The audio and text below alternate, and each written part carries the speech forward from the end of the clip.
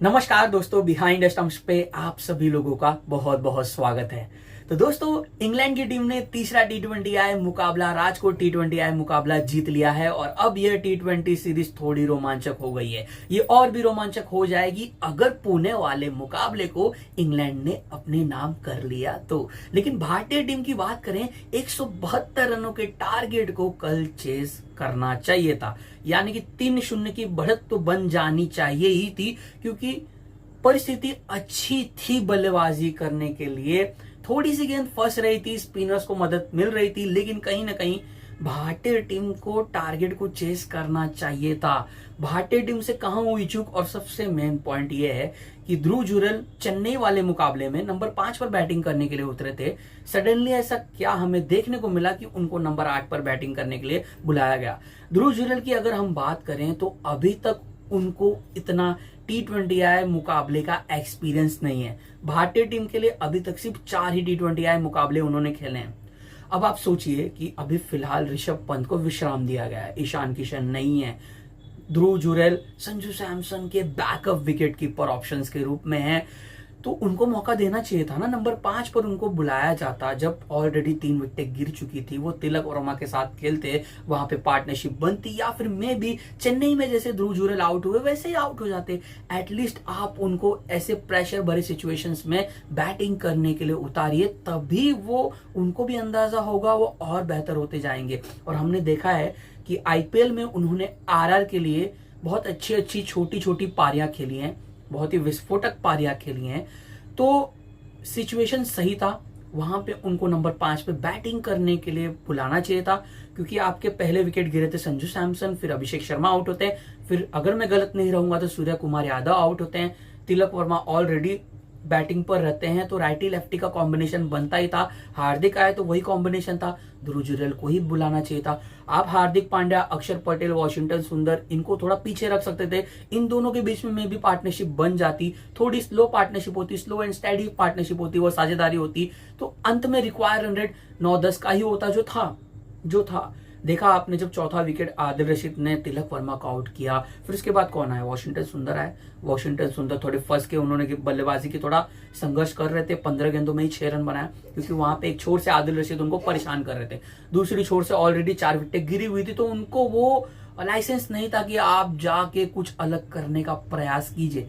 Situations allow ही नहीं कर रहा था। और बहुत से लोग ये कर रहे हैं कि हार्दिक पांड्या को वहीं पे थोड़ा सा एग्रेसिव होना चाहिए था। लिविंगस्टोन, आदिल रशीद के सामने, ब्रैडन कार्स के सामने, उस मिडिल ओवर्स के गेम में कैसे वहां पे हार्दिक एग्रेसिव हो सकते हैं? ऑलरेडी 4 विकेटें गिर चुकी थी। जब चौथा विकेट भारतीय टीम का गिरा था, अगर मैं आपको बता दूं, तब भारतीय टीम का स्कोर था मात्र 68 रन। टीम इंडिया को वहां से 104 रन और बनाने थे, और 12 ओवर का खेल बचा हुआ था। 12 ओवर में 104 रन बन सकते हैं। अगर आने वाले 5-6 ओवर्स में 30-40 रन भी बनते हैं, और फिर रिक्वायर रन रेट 10-12 का भी हो जाता है, तो भी आप उस मुकाबले को जीत सकते हो। बट वहां पे आपके पक्ष में क्या होना चाहिए कि 4 विकेट जो है ना कॉलम में, वो 4 की 4 ही रहे, 5-6 ना हो, तो फिर आप मैच में वापसी नहीं कर पाओगे। और वही गेम प्लान था वहां पे हार्दिक पांड्या का, कि फिलहाल वो वॉशिंगटन सुंदर के साथ एक पार्टनरशिप बनाए, थोड़ी छोटी पार्टनरशिप हो, धीरे धीरे उस पार्टनरशिप को आगे लेके जाएं,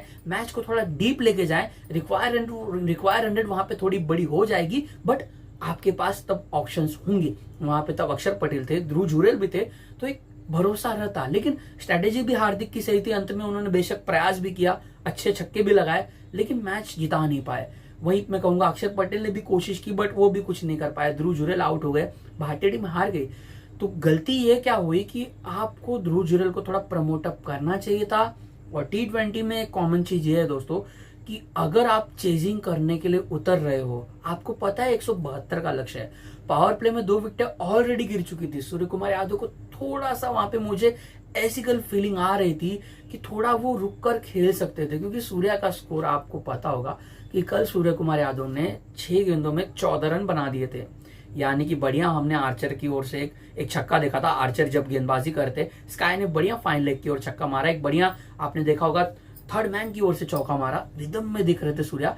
थोड़ा सा संभल कर पेशेंस के साथ खेलते, थोड़ा सा कप्तानी पारी अब उनको ऐसी खेलनी होगी।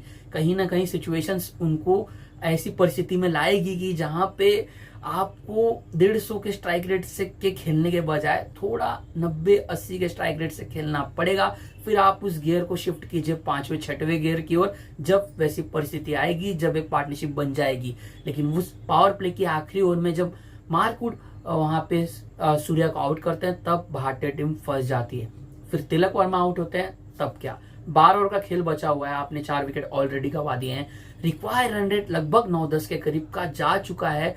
आपको 100 से ज्यादा रन और बनाने हैं। 12 ओवर बचा हुआ है, रन भी बन सकते हैं, लेकिन विकेटें आपने 4 ऑलरेडी गंवा दी थी। तो आप कैसे एक्सपेक्टेशन ये रख सकते हो कि यहाँ से हार्दिक और वॉशिंगटन सुंदर आके काउंटर अटैकिंग बैटिंग करे। अगर वहीं पे हार्दिक आउट हो जाते तो आप ही उनको बहुत ही कड़े शब्दों के साथ क्रिटिसाइज करते कि मैच्योरिटी हार्दिक ने नहीं दिखाई, या आप जरूर करते दोस्तों। तो यहाँ पे मैं सिर्फ यही कहना चाहता हूं कि ध्रुव जुरैल को थोड़ा प्रमोट अप करना चाहिए था, यानी कि नंबर 5 पर ही बैटिंग करवानी चाहिए थी, क्योंकि अभी तक उनको उतना अंतरराष्ट्रीय T20 क्रिकेट का अनुभव नहीं है। सिचुएशंस बहुत ही परफेक्ट थी। यहाँ से अब आगे उनको कितना मौका मिलेगा हमें नहीं पता। अगले मैच में भी शायद शिवम दुबे उनकी जगह पर खेले या फिर कोई और खेले, रिंकू सिंह आ जाए तब तक, डोंट नो।